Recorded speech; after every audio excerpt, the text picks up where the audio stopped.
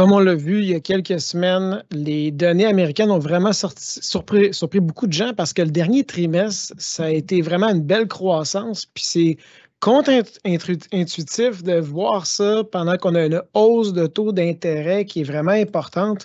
Puis il faut se rappeler que le pilier de l'économie, c'est la consommation. Et actuellement, si on sonde le consommateur, bien, son sentiment est vraiment négatif parce qu'on peut comprendre que la hausse de taux d'intérêt peut avoir un impact. Puis des fois, certains disent, bien, les gens consommaient beaucoup dans le passé avec des taux d'intérêt qui étaient bas.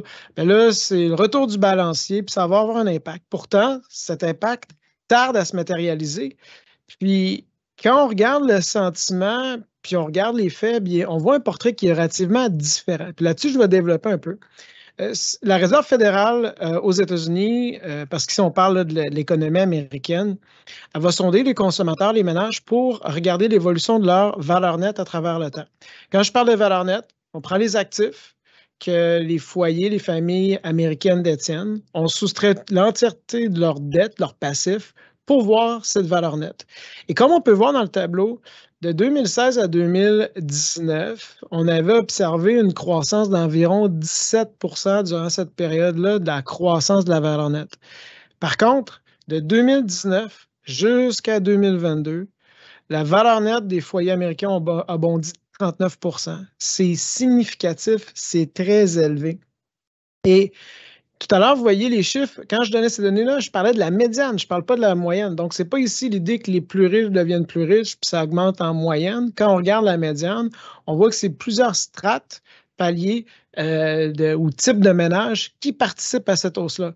Comme on voit actuellement, on a certains groupes comme la communauté hispanique, afro-américaine, les gens qui vivent en campagne, les personnes qui appartiennent au quintile ayant les plus faibles revenus aux États-Unis.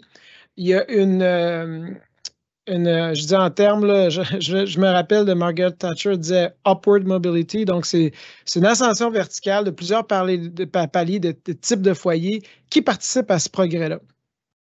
Maintenant, là, on parle, c'est plusieurs ménages, mais est-ce que c'est une catégorie d'actifs qui a vraiment un impact? C'est facile d'aller vérifier, exemple, la croissance des titres boursiers ou des indices pour voir que oui, il y a une croissance depuis 2019. Mais on regarde les actifs financiers et les actifs non financiers, là, sans tomber dans le détail au niveau de ce tableau-là, on voit vraiment qu'il y a quand même une hausse des valeurs nettes en général. Puis, le plus important actif pour une famille américaine, en général, c'est la résidence. Puis là, on a les données jusqu'à 2022. On voit une progression, mais encore cette année, on voit encore quand même que malgré la hausse de taux d'intérêt, la valeur des résidences se maintienne. Il y a différents facteurs.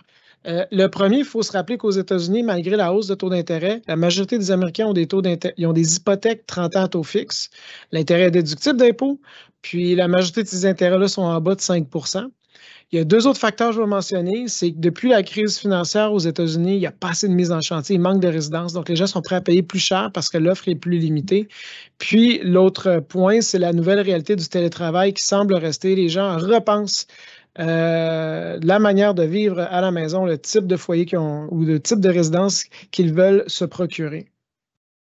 Il y a aussi quand on parle de valeur nette, il n'y a pas juste les actifs, comme je disais tout à l'heure, il y a aussi le passif. Et qu'est-ce qu'on peut observer? C'est que le passif, par rapport aux actifs, a réduit, mais aussi par rapport aux mensualités. Si on regarde le ratio d'endettement par rapport aux revenus des ménages, on a un repli de plus de 10 par rapport à 2019. Donc, c'est une bonne nouvelle. Et ce qui aide à ça, c'est que les Américains, entre autres, ont baissé leur endettement. Toutes les liquidités qui ont entré dans le système durant la pandémie ont permis, entre autres, d'éponger certains passifs. Mais il y a aussi les revenus des ménages. Puis là, je donne un astérix. Autant ce tableau que tous les précédents, tout est ajusté à l'inflation pour vraiment donner en temps réel des données qui sont pertinentes. Donc, l'inflation, les revenus des familles avant impôt ajustés à l'inflation sont à un niveau record. Donc, qu'est-ce qu'on peut apprendre de cette donnée-là? Puis c'est ce qui avait attiré mon attention cette semaine, c'est que on comprend mieux la robustesse de l'économie américaine parce qu'il y a de l'investissement massif du gouvernement pour ramener de la fabrication aux États-Unis, mais aussi le consommateur qui est vraiment quand même, quand on regarde les données, dans une bonne position. Donc, j'espère que vous avez apprécié ce commentaire, puis on se dit à la semaine prochaine.